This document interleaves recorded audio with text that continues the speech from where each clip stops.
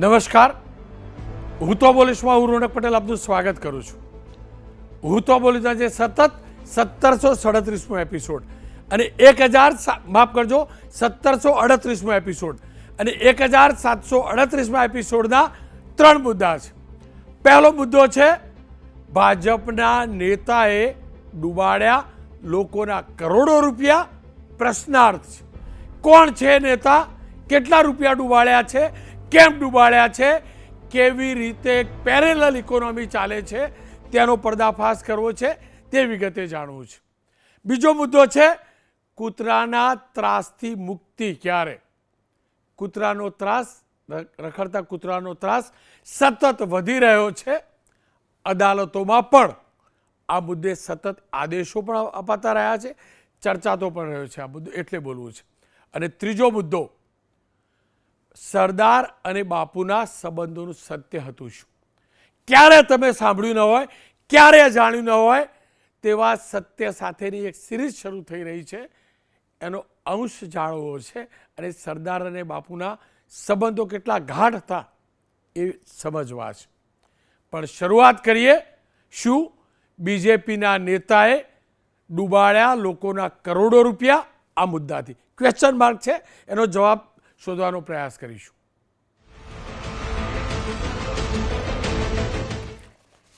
એક સમય એવો હતો કે આપણા દેશની અંદર બેન્કિંગ સેક્ટર એટલું મજબૂત નહોતું.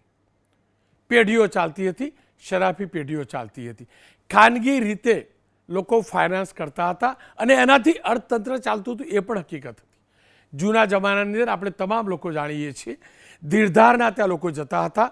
જ્યારે લગ્નનો કોઈ પ્રસંગ આવે, કોઈ જરૂર હોય કામ ધંધા માટે, ત્યારે એ ધીરધાર પ્રોમિશનરી નોટ લઈ રૂપિયા ધીરતા હતા. રૂપિયા લોકો લેતા હતા અને એ ધીરધારો પોતાની અથવા ઓછા વ્યાજે લીધેલી થાપણો થકી એ ધંધો કરતા હતા. અને એના માટેના અધિકૃત રીતે લાયસન્સ પણ સરકાર આપતી હતી ને હજુ પણ આપે છે. જે નાણાં ધીરવાનો અધિકૃત ધંધો કરે છે લાયસન્સથી, એ હજુ પણ સત્તાવાર રીતે ચાલુ છે. પરંતુ આ વ્યવસ્થા યોગ્ય નહોતી, સમય સાથે બદલાવ જરૂરી હતો. આ સંજોગોમાં પહેલાં સહકારી બેન્કો પણ આવી, ક્રેડિટ કોઓપરેટિવ સોસાયટીઓ પણ આવી, એના થકી ફાઇનાન્સ થતું થયું. વચ્ચેનો એક સમય આવ્યો કે ક્રેડિટ કોઓપરેટિવ સોસાયટીઓ અને સહકારી બેન્કો નબળી પણ પડી. છતાં પણ ગ્રામીણ અર્થતંત્રની અંદર આ ક્રેડિટ કોઓપરેટિવ સોસાયટીઓ અને આ સહકારી બેન્કોની મહત્ત્વની ભૂમિકા ત્યારે પણ રહી ને આજે પણ છે. ત્યારબાદ નેશનલાઇઝ બેન્કો આવી. હવે તો આપણે જાણીએ છીએ મોટા મોટા નામવાળી બેન્કો પણ આવી છે, સરકારી બેન્કો પણ છે. એટલે આપણે ફિક્સ ડિપોઝિટ બેન્કોમાં કરીએ છીએ, આપણું રોકાણ કરીએ છીએ અને જરૂર પ્રમાણે એ બધી બેન્કોમાંથી લોન પણ લઈએ છીએ. એનાથી આખી ઇકોનોમી ચાલે છે. આ તો અધિકૃત ફાઇનાન્સ સિસ્ટમની વાત થઈ. પણ હકીકત એ છે આજે પણ આપણા ગુજરાતમાં એક પેરેલલ ફાઇનાન્સ સિસ્ટમ ચાલે છે. સદંતર 2 નંબરમાં ચાલે છે. રૂપિયાનો કારોબાર બતાવવામાં આવે છે, પણ 100 રૂપિયાનો કારોબાર એના હેઠળ કરવામાં આવે છે. કેટલાક તો રજિસ્ટ્રેશન વગર પણ ધંધા ચાલે છે. દુનિયાભરની ફાઇનાન્સ કંપનીઓ ચાલે છે. અને જ્યારે ફાઇનાન્સ કંપનીઓ ડૂબે છે, ત્યારે એમાં થાપણ મૂકનારા એ થાપણદારોના રૂપિયા ડૂબે છે. જે લોકો પાસે મોટી રકમ છે, મોટી 2 નંબરની રકમ છે, એમના રૂપિયા ડૂબે તો એમને ઝાઝી ચિંતા નથી હોતી. પણ નાના નાના થાપણદારોના રૂપિયા ડૂબે અથવા તો જેને ફાઇનાન્સ કર્યું હોય એ વ્યક્તિ જ્યારે ક્રાઇસિસમાં આવે ને, ત્યારે મારા તમારા જેવા એવી લાલચમાં આવનારા કે થોડું ઘણું વધુ વ્યાજ મળશે, એ થાપણદારોની ચિંતા વધે છે. આ હકીકત છે. અનેકવાર એવા કિસ્સા સામે આવે છે, અનેકવાર નથી આવતા. અનેકવાર એવી પોન્જી સ્કીમો પણ સામે આવે છે, તપાસ પણ થાય છે, સરવાળે શૂન્ય પણ નીકળે છે. આ પણ હકીકત છે.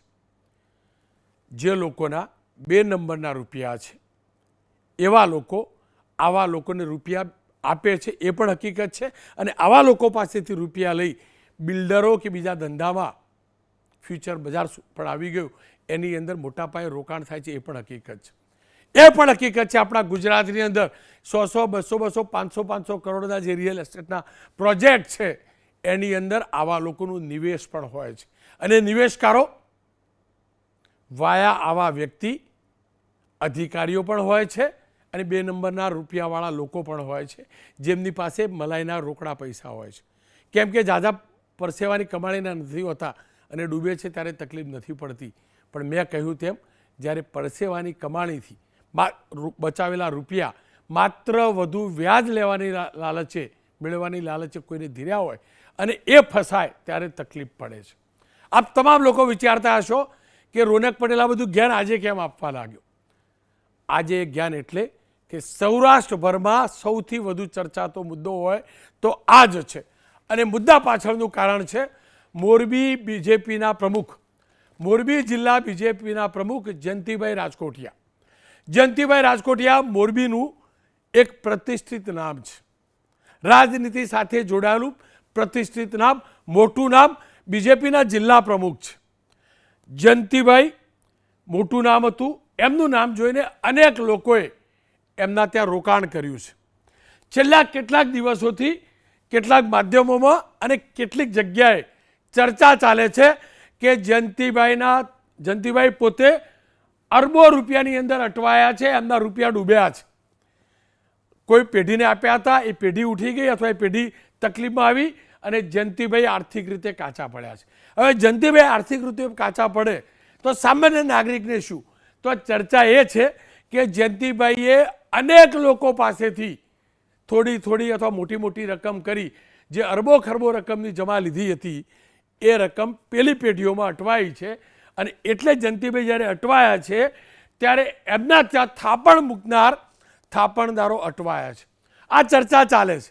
જો કે કોઈએ પણ હજી સુધી એ હિંમત નથી કરી અથવા તો કોઈએ પણ એ મુદ્દે પોલીસમાં એફઆઈઆર દાખલ નથી કરાવી કે જયંતિભાઈને અમે આટલા રૂપિયા ધીર્યા હતા પણ જયંતિભાઈ હવે પરત નથી આપતા. આ મુદ્દો અનધિકૃત રીતે ચર્ચાતો હતો, જેવી રીતે અનધિકૃત ફાઇનાન્સ હોય છે એ રીતે આ મુદ્દો ચર્ચાતો હતો. પણ આ મુદ્દો ગઈકાલે ન્યૂઝરૂમ નામના પોર્ટલની અંદર જયંતિભાઈએ એક ઇન્ટરવ્યૂ આપ્યો અને એમાં કહ્યું કે હા, મારા રૂપિયા ફસાયા છે, એના કારણે હું પણ અટવાયો છું અને મારે 350-400 કરોડ રૂપિયા લોકોને આપવાના બાકી છે. જો કે જયંતિભાઈનું કહેવું એમ છે કે મને બદનામ કરવા માટે આ પ્રકારની ચર્ચાઓ બજારમાં ચાલી રહી છે, અહેવાલો આવી રહ્યા છે. મારા રૂપિયા અટવાયા છે, હકીકત છે, અટવાયા છે, હકીકત છે, પણ હું રૂપિયા બધાને આપવાનો છું. મારા ત્યાં કોઈ લેણદારો આવતા નથી, મારે જેમને આપવાના છે એ લોકોને મારી ઉપર વિશ્વાસ છે. પણ બીજી તરફ એવા વિડીયો પણ સામે આવ્યા જ્યાં એવું પણ કહેવાયું કે લોકો ઉઘરાણી કરવા આવે છે, ને એ વિડીયો પણ આપણે જોઈશું. એવું પણ કહેવાયું કે લોકો ઉઘરાણી કરવા એમના ત્યાં પહોંચે છે. આપ જોઈ શકો છો. આવા વિડીયો વાયરલ પણ થયા. સાંભળો. એ જયંતિભાઈ પાસે માંગવાનું છે. ખાલી કઈ છી અમે પહેલા અમને પૈસા દે દીઓ, અમે માંગી દી, અમે મારી છે ભાઈ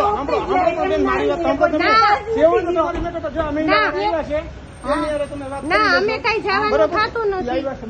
પણ એમ નહીં, પણ કેમ જાય એમ અમારો વાત નથી, કાઈ નથી. પહેલા તમે આવ્યા હતા ને તે દિવસે ના અમે એમ જવાના જ નથી. અમારો વાત શું છે એ પહેલા ના અમે કઈ જવાના નથી, અમે બેસવાના નથી. હા અમે બેસવાના નથી. જવાનું થતું નથી, આપણે કઈ જવાનું થતું જ નથી. કલ્યાણ થાય જે કરું એમાં જવાનું કઈ થતું નથી. રિક્વેસ્ટ કરી છે. જયંતિભાઈનું કહેવું છે કે આ પ્રકારના મુદ્દા ક્રિએટ કરાયા છે, આવા લોકોને મોકલી અને મને બદનામ કરાઈ રહ્યો છે. હકીકત છે શું એ જયંતિભાઈ જાણે છે, એમના ત્યાં રૂપિયા ધીરવાવાળા ધારે છે. મારી ચર્ચાનો મતલબ કેન્દ્ર સ્થાને જયંતિભાઈનો કિસ્સો જરૂર છે, પણ હું ચર્ચા એટલે કરી રહ્યો છું કે જે પેરેલલ ઇકોનોમી ફાલી ફૂલી છે એના ઉપર અંકુશ લગાવવો જરૂરી છે, એટલે ચર્ચા કરી રહ્યો છું. અને આ ચર્ચાની અંદર મેં જયંતિભાઈ સાથે જે વાત કરી છે ગઈકાલે એ પણ જોઈ છે, એ પણ આજે જોઈશું. સાથે જ નયનભાઈ પરીખ અર્થશાસ્ત્રી છે, અનિકેતભાઈ તલાટી ચાર્ટર્ડ એકાઉન્ટન્ટ છે, પરસોત્તમભાઈ પીપળી એમની સાથે મેં વાત કરી છે એનું કૌંસ જોઈશું. પણ જયંતિભાઈનું શું કહેવું છે, કેટલા રૂપિયા અટવાયા છે, કોના અટવાયા છે, જયંતિભાઈએ ક્યાં રૂપિયા મૂક્યા હતા, પહેલાં એ જોઈ લઈએ. જયંતિભાઈ, મારે સમગ્ર મુદ્દો સમજવો હતો. શું કારણ અને કેટલા દેવામાં તમે ફસાયા છો, કેટલી રકમ ચૂકવવાની બાકી છે? કારણ કે દુનિયાભરની વાતો થઈ રહી છે કે તમારે કરોડો અરબો રૂપિયાનું દેવું થઈ ગયું છે, હકીકત છે શું? ખરેખર આ બધી વસ્તુ ખોટું વિઘ્ન સંતોષ લોકો સારું જોઈ ન શકે એના કારણે થઈ અને વધુ પડતું ચલાવ્યું છે. ધંધામાં ક્યારેક મુશ્કેલી આવતી હોય, ક્યારેક સારાપણું હોય, સારું હોય ત્યારે કોઈ બધાને સરસ લાગતું હોય. જ્યારે મુશ્કેલી આવે અને રાજકારણમાં આવ્યા એટલે છઠ્ઠા દિવસે એક લોકલ પેપરમાં જે આપી દીધું મધ્ય ગુજરાત હેડલાઇન્સમાં, પાર્ટી નબળી પડી એટલે લોકો એક સાથે લેવા માટે પડાપડી થઈ. પણ બધાને બોલાવીને સમજાવી દીધા. સમજાવ્યા પછી આ વ્યક્તિગત બાબત છે, આમાં કોઈ એવી બહુ મુશ્કેલી નથી. લોકો આજે પણ એટલો જ વિશ્વાસ છે. આજે અમે બધાને મળી છીએ, બધાને ધીરે ધીરે વહીવટ પૂરો કરતા જાય છીએ. આજે 70% વહીવટ પૂરો થઈ ગયો છે. બાકીના બધા લોકો જેમ જેમ આવે છે એમ ધીરે ધીરે વહીવટ ધીમે પતી જાય એમ, અને બધું પતી જશે. એમાં બીજી મુશ્કેલી છે જ નહીં કાંઈ. આ તો વિઘ્ન સંતોષી લોકોએ બહુ આપણને બદનામ કરવા માટે, પાર્ટીને બદનામ કરવા માટે બે ચાર અહીંના લોકો છે એ સતત નેગેટિવ લઈકા કરે અને પ્રેશર આપવા માટેના પ્રયત્ન કરે. બાકી કોઈ ચિંતાનો વિષય નથી. તમારે કેટલા રૂપિયા લોકોને ચૂકવવાના બાકી છે અને કેટલું દેવું થઈ ગયું છે, અથવા કેટલું નુકસાન ક્યાં થયું છે તમને, જેના કારણે લોકોએ આવી વાતો શરૂ કરી છે કે જયંતિભાઈ રૂપિયા નથી ચૂકવતા, કરોડો રૂપિયા જયંતિભાઈ ચૂકવવાના બાકી છે? નુકસાન જો ધંધામાં આવતા જતા થતું હોય અને મીડિયાવાળાએ જે લખી નાખ્યું અને એના કારણે એકાએક પડાપડી થઈ તો ખોટા થયા હોય. પછી હજી બાકી જેના પાસે લેવાના હોય એ પણ અત્યારે આવતા ન હોય, લેવાના હોય એ વયા ગયા હોય. હજી થોડું ઘણું બાકી છે, એ બધું પતી જશે સરસ રીતે. હું એટલે તો પૂછું છું, લોકો સ્પષ્ટ કહે છે, દુનિયાભરની વાતો થાય છે અને બહુ મોટી રકમ લોકો કહી રહ્યા છે તમારે ચૂકવવાની બાકી છે. જે લોકોએ તમારે ત્યાં થાપણ મૂકી હતી, તમને રૂપિયા આપ્યા હતા, એમને મોટી રકમ ચૂકવવાની બાકી છે. એક્ઝેક્ટલી રકમ કેટલી બાકી છે અને થયું છે શું? એટલું છે જ નહીં. અને અમારા પાસે મિલકત છે, જેને ઉતાવળ હતી એ બધાને આપણે મિલકતો આપવાનું ચાલુ કરી દીધું તે, અને મિલકતો અત્યારે વહીવટ સામે બેસીને પૂરું કરતા જાય છીએ આપણે. જયંતિભાઈ કેટલી રકમ ચૂકવવાની બાકી હશે? હવે જાજુ નથી બાકી. હવે મેં ક્યાંક એવું સાંભળ્યું પણ ને જોયું પણ ડિજિટલ પોર્ટલ પર કે તમે ત્યાં એમ કહ્યું કે 300-350 કરોડ રૂપિયા ચૂકવવાના બાકી છે. એટલું હતું એમાં 70% ચૂકવાઈ ગયું છે. 300-350 કે 400 કરોડ રૂપિયા બાકી છે, એટલા હતા? 350 ની આસપાસ. કેવી રીતે અત્યાર સુધી તમે રૂપિયા ચૂકવ્યા છે? રોકડા રૂપિયા ચૂકવ્યા છે ને લોકોને? કેવી રીતે ચૂકવ્યા તમે અને કેટલા ચૂકવ્યા? ના મિલકતો આપી છે. જયંતિભાઈ, નુકસાન કેવી રીતે આવ્યું? મને કારણ સમજાવો, કેવી રીતે નુકસાન આવ્યું? નુકસાન જો વ્યાજ સતત ચૂકવું હોય, ક્યાં દીધા હોય અહીંયાથી આવ્યા ન હોય, આ બધી જ વસ્તુઓ થઈ હોય ને, અને પછી આવું થાય ત્યારે પડાપડી થાય લોકો, અને મંદી હોય ત્યારે જાજુ નુકસાન થાય. લોકો તો તમને ખબર છે. મારે એ જ સમજવું છે. આપે એમ કહ્યું કે વ્યાજમાં બહુ બધા રૂપિયા ચૂકવાયા, વ્યાજમાં કોઈને આપ્યા હતા એને પાછા ના આવ્યા, ત્યાંથી પાછા ના આવે એટલે તકલીફ પડી. એક્ઝેક્ટલી તમારો ધંધો છે શું? શું લોકો પાસેથી રૂપિયા લેવાના વ્યાજમાં અને પછી વધુ વ્યાજે ચૂકવવાના, એ ધંધો છે તમારો? વ્યાજે લેતા હોય આપણે, ધંધો હતો, મારે લાયસન્સ છે. લોકો દઈ જતા હતા અને આપણે દેતા હતા. 5 વર્ષથી બંધ કર્યું હતું.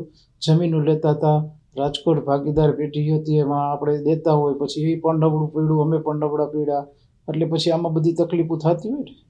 ચર્ચા તો એ પણ વાતની છે કે મોટા વ્યાજે તમે મોટી રકમ રાજકોટની એક પાર્ટીને આપેલી અને ઉઠી ગઈ, ભાગી ગયા, અથવા તો એમને ઉઠમણું કર્યું, એના કારણે તમારા ત્યાં કરોડો રૂપિયા સલવાયા અને એટલે જ તમે બાકીના થાપણદારોને રૂપિયા નથી આપી શકતા?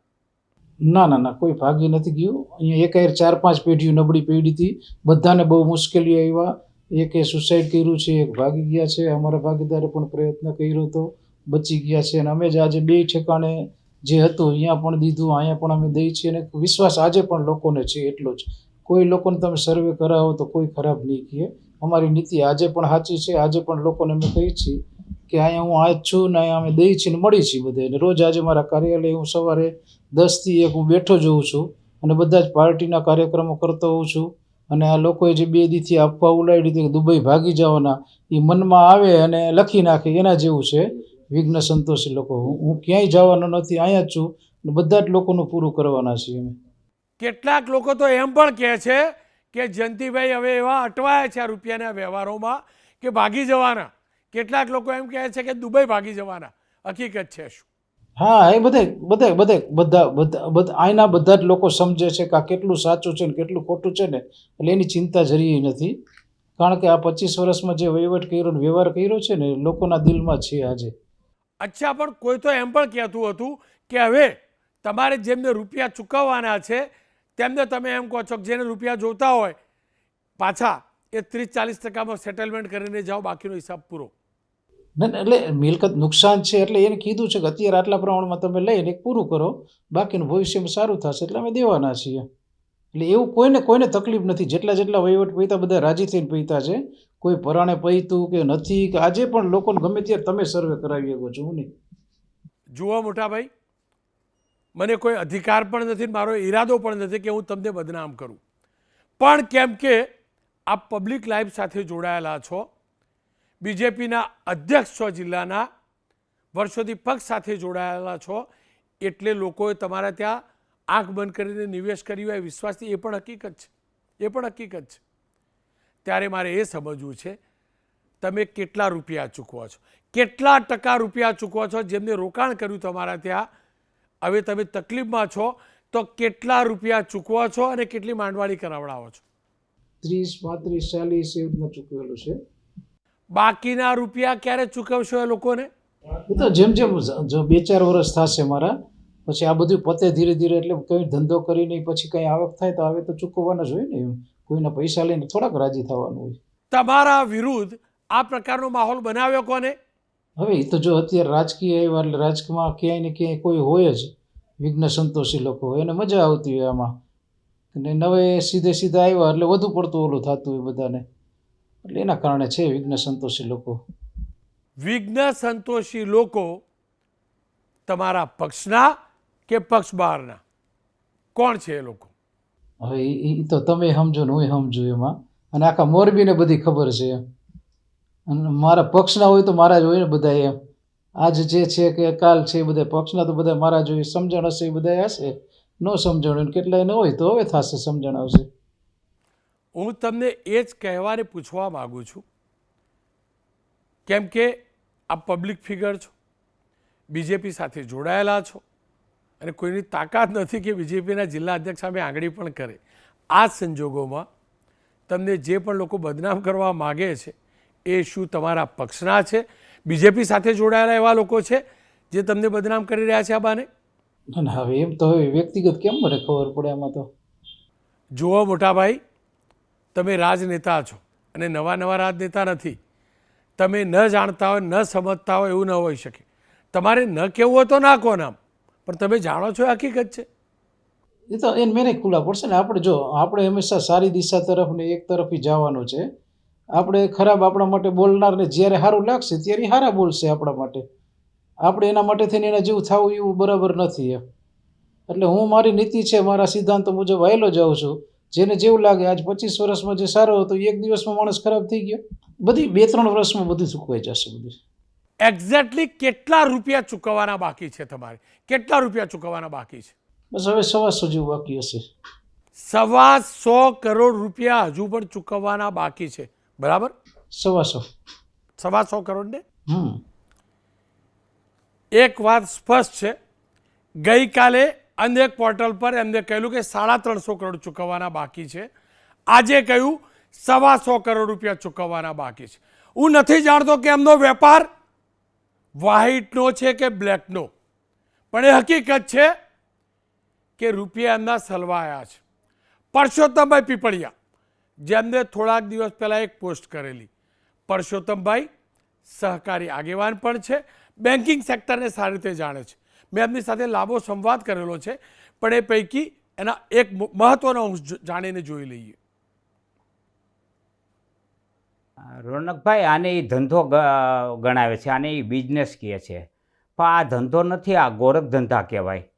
કારણ કે રોકડ રકમની લેવડ દેવડ કરવી એ મની લોન્ડરિંગ થયું જ કહેવાય. એટલે prevention of money laundering act હેઠળ ઈડીએ આની તપાસ કરવી જોઈએ. પણ જ્યારે એ રાજકીય પદ ધરાવે છે ત્યારે તપાસ થશે કે કેમ એ એક ચર્ચાનો વિષય છે.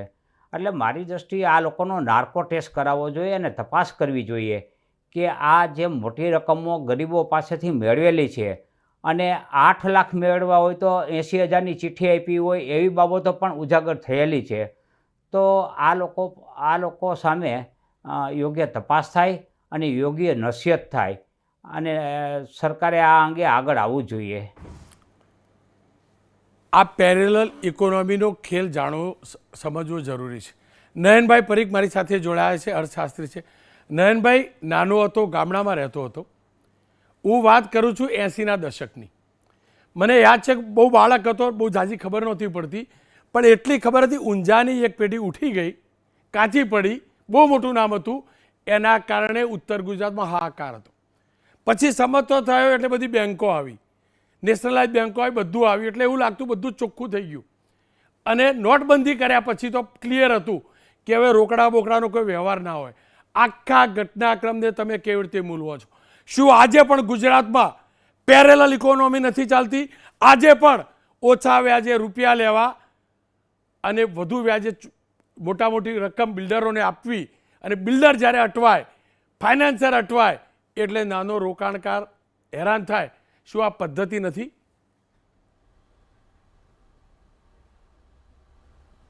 તમે કહ્યું એમ આ એક અલગ જ વ્યવસ્થા છે અને એ વ્યવસ્થામાં એવું થાય છે કે જેની એક તો એવું હોય કે જેની પાસે નાના નાના ચેકના પૈસા હોય, બીજું જેમ તમે તમારી આગળની વાતમાં કહ્યું એમ એવા હોય કે કોઈની પાસે કેશના પૈસા હોય. એટલે બંને રીતે, એક તો તમે કહ્યું કોઈ અધિકારી ના હોય કે કોઈ પાવરવાળી પોઝિશનના પૈસા હોય તો એ તો એટલીસ્ટ એના આસાનીથી આવેલા પૈસા છે એટલે આપણે એની બહુ ચિંતા ના કરીએ. પણ કોઈ કે નાનું કોઈ સોનું વેચીને થોડા કંઈ કેશ આવ્યા હોય અથવા ચેક આવ્યા હોય અથવા કોઈ જમીન વેચી હોય, કોઈ નાનું ઘર વેચ્યું હોય અને પછી એ પૈસા જે આમ બેંકમાં 10-12% મળતા હોય તો અહીંયા 15-18% મળે, એટલે જે 4-5-6% વધારે મળવાની લાલચમાં એ લોકો આવી જગ્યાએ પૈસા મૂકે અને પછી પેલા વ્યાજ તો છોડી દો પણ મૂડી બી તકલીફ પડી જાય. જેમ અત્યારે વાત હતી કે ભાઈ 30-40% આપશે અને બાકીના એમણે કહ્યું કે જ્યારે કમાઈશું ત્યારે આપીશું. એટલે હું ગણું છું કે અત્યારે તો એ પૈસા ગયા જ સમજો ને, કારણ કે એ પેએબલ વેન એબલ કરીને એક પોઝિશન હોય છે કે એમાં તમારે માગવાના નહીં, મારી પાસે જ્યારે થાય ત્યારે હું તમને આપીશ, મારી પરિસ્થિતિ સારી થાય ત્યારે આપીશ. એટલે એ પરિસ્થિતિમાં જેણે પોતાના તકલીફવાળા થોડા નાના પૈસા એક થોડા વધારે વ્યાજની લાલચમાં મૂક્યા છે, એ બધાને આપણા આ માધ્યમ દ્વારા હું જણાવું કે કોઈ પણ નાના અને મધ્યમ વર્ગના લોકોએ તો આ લાલચમાં, આપણે ત્યાં કહે છે લોભિયા હોય ત્યાં દુતારા ભૂખ્યા ના મરે, એમ જરા પણ લોભ કરવો નહીં. કારણ કે આમાં 4-5% વધારે વ્યાજ કરવામાં તમારી 100% મૂડી જતી રહે. અથવા તો મૂડીની સામે એમણે જેમ કહ્યું એમ અત્યારે શું કહે છે કે પૈસા નહીં આપું, હું સામે કોઈક નાની કંઈ દુકાન આપીશ, નાનો જમીનનો ટુકડો આપીશ, એમ જેમ જેમ થાય એમ કંઈક મિલકતો આપશે. હવે પેલા માણસને મિલકત કયા ભાવે મળશે, એ ક્યારે વેચશે, એના હાથમાં આવશે ને કે નહીં આવે, એની ઉપર સામે કેટલા બોજ હશે, એ બધું ક્યાં બધા નાના લોકો સમજવાના હતા.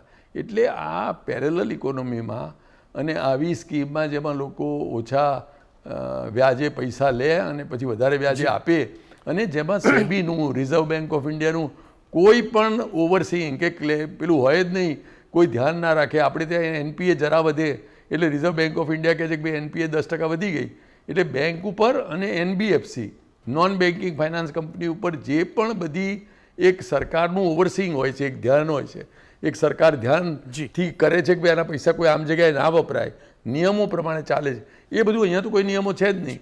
એટલે એ નિયમો વગરના પૈસા જે લોકો પાસે આવે છે અને જ્યાં વપરાય છે ત્યાં આવી જરા પરિસ્થિતિ ખરાબ થઈ કે જે માણસે પોતાની જીવનભરની સેવિંગ મૂકી છે એની તો આશાઓ અને જીવન બંને કડરભૂત થઈ જાય. પણ નયનભાઈ જુઓ, જ્યારે આપણા પોતાના રૂપિયા હોય તો કોઈ પણ વસ્તુ ખરીદતા આપણે નેગોશિએશન કરીએ છીએ, ટ્રેડિંગ કરતાં વિચારીએ છીએ, ઓવર ટ્રેડિંગ નથી કરતા.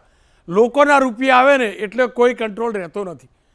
તમને નથી લાગતું રિયલ એસ્ટેટ બજાર હોય કે અન્ય માર્કેટ, એની અંદર જે આડેધડ ભાવ વધ્યા છે, આડેધડ પ્રોજેક્ટો મુકાય છે, આર્ટિફિશિયલ મોંઘવારી છે, એ પાછળનું કારણ આ જ પ્રકારે આવેલા રૂપિયાનું ઓવર ટ્રેડિંગ છે અને એટલે જ સામાન્ય માણસ માટે પણ પ્રોપર્ટી મોંઘી થઈ છે. બિલકુલ ખરી વાત તમે કહી કે આ આપણને ઘણીવાર મારી ઓફિસની સામે એક કોઈ 50 માળનું બિલ્ડિંગ થાય છે. મને એમ થાય કે અત્યારે આ 50 માળનું બિલ્ડિંગ ચકાચોંધ, બધા બહાર કાચ અને એકદમ મોડર્ન ટાઈપનું બિલ્ડિંગ કેવી રીતે ઊભું થઈ રહ્યું છે. અત્યારે જ્યારે થોડી મંદી જેવું વાતાવરણ છે, લોકો ઓફિસ લેવા અચકાય છે, ત્યારે ઓફિસને કમર્શિયલ સ્પેસીસ અને જે રીતે આપણી હાઈરાઇઝ બિલ્ડિંગ વધી રહ્યા છે એ રીતે આપણને એમ થાય કે આ કઈ રીતે ફાઇનાન્સ કરતા હશે. અને આ જ્યારે વેચાય એવી જે 5 થી 7, 10 વર્ષનો આ પ્રોજેક્ટ હોય તો એનામાં આ લોકો ઇન્વેસ્ટ કરીને કેવી રીતે આ બધી એસ્ટેટ ઊભી કરે છે ને એમાંથી કઈ તમે કહો એમ આર્ટિફિશિયલ ડિમાન્ડ ઊભી થાય છે, જેના કારણે આમ આપણને તેજી દેખાય છે, પણ આમ જુઓ તો ફીણ છે. તમે કહો છો આ બધા જે પૈસા આવેલા છે, જે ઇઝી મની છે, એ ઇઝી મની થકી જે આ ગ્રોથ ફ્યુઅલ થાય છે એ કેટલો રિયાલિસ્ટિક છે. અને આ બધા જે ભાવ વધી રહ્યા છે એના કારણે જે બીજા લોકો ઉપર અસર પડે છે અને કોમન મેનને જરા જે કંઈ લેવું હોય તો આ મોંઘા ભાવ સિવાય મળતું નથી. પોતાને એક નાનું અપાર્ટમેન્ટ લેવું હોય તો હવે 7, 8, 10 હજાર રૂપિયા સ્ક્વેર ફીટનો ભાવ હોય તો કેવી રીતે માણસ લઈ શકે. એટલે એ બંને રીતે તકલીફ થાય છે. જે નાના નાના માણસો આમાં પૈસા મૂકે છે એના જઈ શકે, અને જે નાના માણસોને કોઈ આવી રિયલ એસ્ટેટ લેવી હોય એ લઈ ના શકે, એવા ભાવનો વધારો થાય છે. એટલે બંને બાજુથી તકલીફો વાળવા એક સિચ્યુએશન છે પેરેલલ ઇકોનોમી. ખેર, આ પેરેલલ ઇકોનોમીની ખાતાવહી કેવી રીતે બનતી હશે અને એ જ જાણવા માટે મારી સાથે ચાર્ટર્ડ એકાઉન્ટન્ટ જોડાયા છે. નિમેશભાઈ, આપનું સ્વાગત છે. જુઓ, આની ખાતાવહી તમે કેવી રીતે બનાવતા હશો? આ બધાની બેલેન્સ શીટ કેવી રીતે બનતી હશે? કયા કયા ખાતાની અંદર આ લોકોના રૂપિયા પડતા હશે? અને તમને નથી લાગતું ચાર્ટર્ડ એકાઉન્ટન્ટનો વ્યવસાય એક પવિત્ર વ્યવસાય છે? દેશની ઇકોનોમી જેન્યુન ઓફિશિયલી ચાલે એ પ્રકારના સર્ટિફિકેશન માટેનો છે. પણ એ બધું નહીં થતું હોય સાહેબ તો જ આ થતું હશે ને. જે તે પેઢીના ચાર્ટર્ડ એકાઉન્ટન્ટને ખબર ના હોય કે જે ફર્મ સાથે જોડાયેલા છે, કામ કરે છે, સર્ટિફિકેટ આપે છે, એનો 2 નંબરનો આ પણ ધંધો છે. આ પ્રકારનું પણ રોકાણ છે. રોનકભાઈ, આમાં કેવું છે, ઇન્વેસ્ટમેન્ટ જે તમે કીધું જે લેવામાં આવે છે એ 2 પ્રકારના છે. એક છે જે લોકો પાસે મની લેન્ડિંગનું લાઇસન્સ છે. આજે આપણા દેશમાં તમે બહુ સારી રીતે વાત કરી, જે 90નું દશકમાં હતું જ્યારે લોકો પાસે બેન્કો જ નથી અને ના દર ડિસ્ટ્રિક્ટમાં કે ના દર ગામમાં બ્રાન્ચો હતી, ના ડિસ્ટ્રિક્ટમાં કોઈ એવી ફેસિલિટી હતી. હવે કોઓપરેટિવ બેન્કોના માધ્યમથી, પબ્લિક સેક્ટર બેંકના માધ્યમથી, જનધનના માધ્યમથી આજે બેન્કિંગ આપણે એવું ના કહી શકીએ કે દરેક માણસના ઘરે આંગણે નથી આવી ગયું, એ ચોક્કસપણે આવી ગયું છે. પરંતુ તમે જે વાત કરી એમાં 2 ભાગ છે. એક છે જે ઓફિશિયલ ચેનલ થ્રુ થઈ રહ્યા છે, એમાં બહુ જ મોટો વધારો થયો છે. સરકાર મની લેન્ડિંગના લાઇસન્સ આપે છે. RBI non banking finance company એટલે કે NBFC એનું લાઇસન્સ આપે છે, જ્યાં આપ જઈને ડિપોઝિટ કરી શકો છો. કોઈ કંપનીએ પણ ડિપોઝિટ લેવા હોય તો એના બહુ જ સારા કાયદાઓ છે અને એમને રેગ્યુલર રિટર્ન ફાઇલિંગ કરવાનું હોય છે. તે સાથે આજે કોઈ રિયલ એસ્ટેટમાં પણ ઇન્વેસ્ટ કરવું હોય તો કદાચ આપના માધ્યમથી પણ ચોક્કસ આજે તમે આટલો મોટો સાક્ષરતા અને એમાં બી વિત્તીય સાક્ષરતાનો જે અભિયાન ઊભો કર્યો છે, તો હું ચોક્કસ કહીશ કે રિયલ એસ્ટેટમાં ઇન્વેસ્ટ કરવા માટે પણ આપણા દેશમાં જેમ વિદેશોમાં real estate investment trust REIT હોય છે, તેમ REITsની સ્થાપના થઈ રહી છે.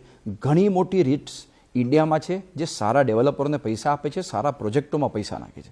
એટલે હું એવું કહીશે નહીં કહું કે કોઈ પણ એક ક્ષેત્ર ખરાબ છે. જો લોકો કહેતા સોનામાં પૈસા ના નખાય, દાગીના ના લેવાય, વધતા નથી માર્કેટમાં નાખો, અને છેલ્લા વર્ષે જેટલા લોકો આ સલાહ આપી એ બધા અત્યારે ભાગી રહ્યા છે કે યાર સોનામાં જેટલું રિટર્ન મળ્યું એટલું ના માર્કેટે આપ્યું છે, ના શેરે આપ્યું છે, ના રિયલ એસ્ટેટ આપ્યું છે. એટલે ચોક્કસપણે તમારી જે સવાલ છે એનો હું એટલો જવાબ આપીશ કે જે વસ્તુ ઓફિશિયલી થઈ રહી છે તેમાં ચાર્ટર્ડ એકાઉન્ટો એમનો ચોક્કસપણે રોલ નિભાવી રહ્યા છે, તેના ચોપડા લખાઈ રહ્યા છે, તેનું રિટર્ન આવે, એનું NAV પબ્લિશ થાય છે.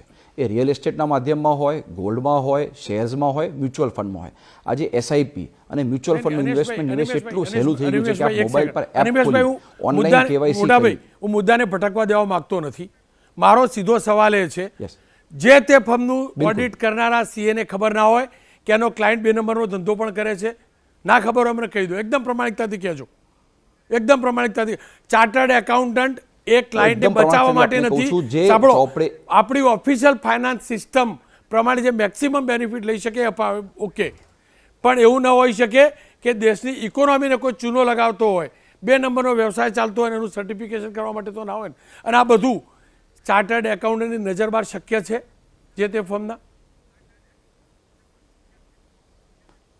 બિલકુલ એવું ઘણીવાર બની શકે છે, અને મેં પોતે કેટલાય લોકોના કિસ્સાઓ જોયા છે જેમાં એવું બન્યું હશે કે જે વસ્તુ ચોપડે ચાલતી હોય અને સાથે જ પેરેલલી પ્રમોટરો ઘણીવાર પોતાના પ્રાઇવેટ ચોપડા લખતા હોય છે. હું આપના માધ્યમથી બધાને કહેવા માંગુ છું, આ ચોપડાના ચાર્ટર્ડ એકાઉન્ટન્ટના હાથમાં આવે છે, ના એમને જોવા મળે છે, ના એનું ઓડિટ થાય છે, ના એનું કોઈ પણ પ્રકારનું સર્ટિફિકેશન થાય છે. જો પેરેલલ ઇકોનોમી, જે આપ કીધું એમ પેરેલલ ચોપડા લખાતા હોય તો ચાર્ટર્ડ એકાઉન્ટન્ટને હું કહું છું કે કોઈ પણ રીત નથી ખબર પડી શકે. હા, પણ જ્યાં ચોપડા લખાતા હોય ત્યાં ચોક્કસપણે ચાર્ટર્ડ એકાઉન્ટન્ટની જવાબદારી છે, કેમ કે એ જોવાના છે, એમને સર્ટિફિકેશન જોવાના છે. આજકાલ તો કોઈ પણ પ્રાઇવેટ લિમિટેડ કંપની પણ શેર હોલ્ડર કે ડિરેક્ટર સિવાયના પૈસા લઈ નથી શકતી, અને જો એ લે તો અમારા રિપોર્ટમાં એની ક્વોલિફિકેશન આપવી પડતી હોય છે ને એની તરફ બધાની ધ્યાન દોરવું પડતું હોય છે કે આ ના થઈ શકે.